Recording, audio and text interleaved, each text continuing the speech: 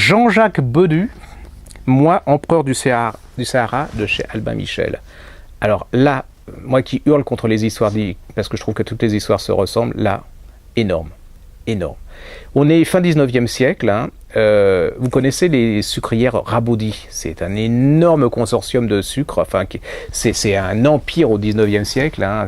Le père a créé ça de sa main, lui c'est un boursier, hein. C'est-à-dire que il joue avec l'argent des autres, il va gagner de l'argent, enfin énorme, et puis il va mourir. Alors il a une femme immonde, c'est-à-dire que là-dedans il y a le petit garçon qui s'appelle Jacques, je me souvenais plus de son prénom, c'est pour ça que je regarde derrière, qui est complètement traumatisé par sa mère. C'est-à-dire que sa mère vraiment le bouffe, enfin elle le dénigre, voilà. Et lui il a une idole, c'est son père, et sa mère va faire tout pour le casser. Le père va mourir, et le fils, alors il est un peu traumatisé, hein. Je veux dire là il a été cassé par sa mère, enfin, tous les enfants c'est un peu une histoire de timbré là. Dans cette famille, il n'y en a pas un normal. Vous voyez, ça ressemble à certaines familles. Mais alors eux, c'est la quintessence. C'est-à-dire que le père meurt, il leur laisse genre 123 millions de francs or, vous imaginez. Ils vont s'éclater, mais ils vont penser. Alors il y en a un des frères qui va. Alors lui, il sort jockey club, enfin il dépense, il va sur la Riviera, il sort avec des femmes, enfin il va finir complètement ruiné malgré l'argent énorme qu'il avait. Et Jacques, lui, non, lui il est plutôt comme son père, c'est-à-dire qu'il a beaucoup d'admiration, donc il est doué pour les finances, donc il va gagner de l'argent encore et tout. Sexuellement, bon, c'est un peu, voilà, c'est un peu moumou. Puis jusqu'au jour où il rencontre la belle Otero. Vous savez, belle Otero, la courtisane et tout. Elle sent le magot, hein. Il est pas très beau, il est rien, mais il a un fric monstrueux. On lui explique qui est le type. Elle commence, elle le drague. Il croit que c'est lui qui drague, mais pas du tout. Elle lui met le grappin dessus. Et puis ça finit par une salle de bal, un grand dîner. Ils vont pour concrétiser la chose. Le problème, elle dit, on va danser avant de.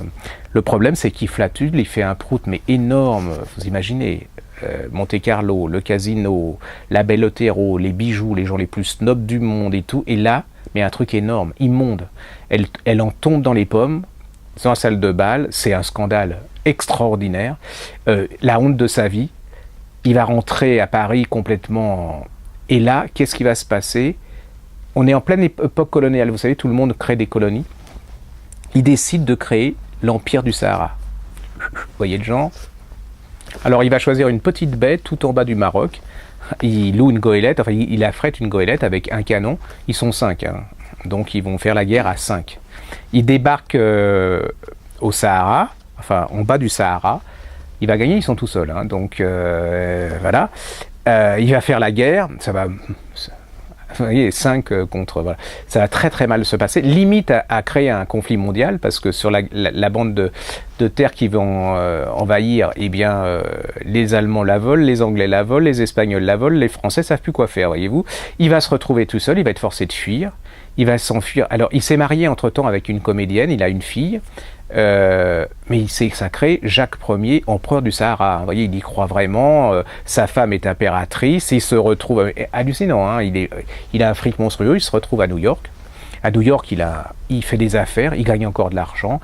Il se retrouve. Mais là, il devient complètement fou. Il casse les poteaux indicateurs pour voir les gens trébucher. Il va avoir une maison absolument extraordinaire, mais il n'a pas d'héritier, il n'a qu'une héritière. Et donc, la veille de sa mort, il envoie un télégramme à sa femme et lui dit, écoute, je vais violer ma fille, et c'est le seul moyen d'avoir un enfant mâle. Là, la mère panique, et puis il va mourir comme ça. C'est une histoire vraie, hein. Il va mourir de 2 balles de pistolet, tué par sa femme, pour sauver sa fille.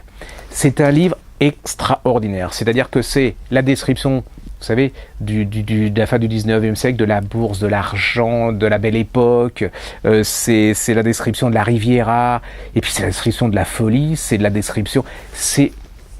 Vous allez passer à côté, la couverture, c'est un peu limite, hein, enfin, je ne veux pas être méchant, ça s'appelle Jean-Jacques Bedu, moi, empereur du Sahara, chez Albin Michel, c'est une petite merveille, vous allez passer un moment génial, et vous allez apprendre plein de choses.